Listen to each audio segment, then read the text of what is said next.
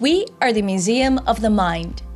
We are fascinated by the artwork between your ears, because nothing is as diverse, fascinating, and at the same time as vulnerable as the human mind. Anyone who has had a bad night's sleep can tell you how thin the line is between feeling normal and feeling different. Our history started more than 700 years ago in the Dolhuys of Haarlem. For years, the Dolhuys was home to people suffering from leprosy and the plague. Later, the building was host to the insane, who needed to be kept out of the city. Of course, back then, physical and mental help looked nothing like it does now.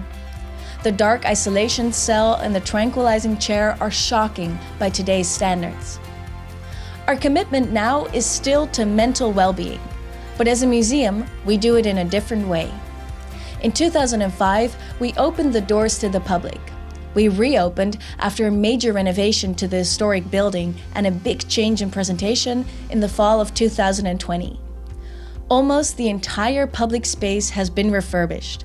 Now, the walls that once excluded people from society voice strong messages of inclusion. We are proud that we have been working with many volunteers since our opening in 2005, with and without mental illness. You will find them everywhere. Almost 100 volunteers are currently working there. They are an indispensable strength of our museum. In the permanent exhibition, we lead our visitors through the building by posing 6 big life questions related to the mind.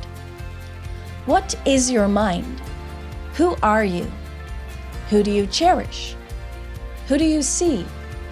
Who takes care of your mind? Can you speak your mind? With a multimedia guide, you can get into the deeper layers of the exhibition.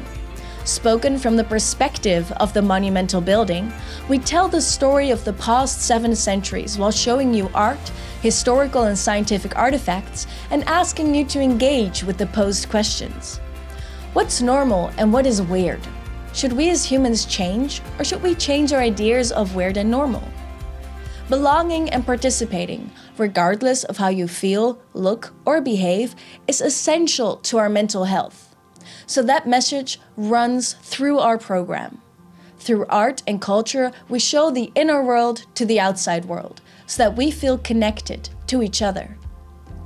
We surprise you, amaze you, and want you to think about the standards, values, and expectations that you impose on yourself, which are imposed on you, and which you impose on others. We believe that an open mind is a healthy mind that offers space for everything that lives in ourselves and in others. How we think, how we behave, how we believe, and how we love.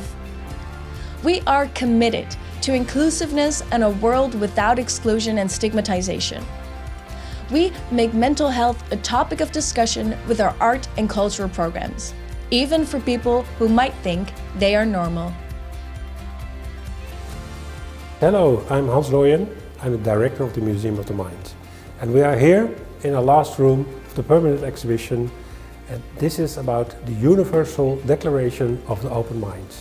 This is the essence of our museum, as we strive not only for people to open up here in the museum, but in society at large, where the work should happen. In our declaration, we embrace statements like, I embrace every mind, I'm against exclusion and stigma, of course, you should almost say. We invite all partners and visitors to co-sign this declaration, which can be posted here. And many people have done so. So this is what we are about, because we strive for a society where each and everyone can be heard and is of equal value.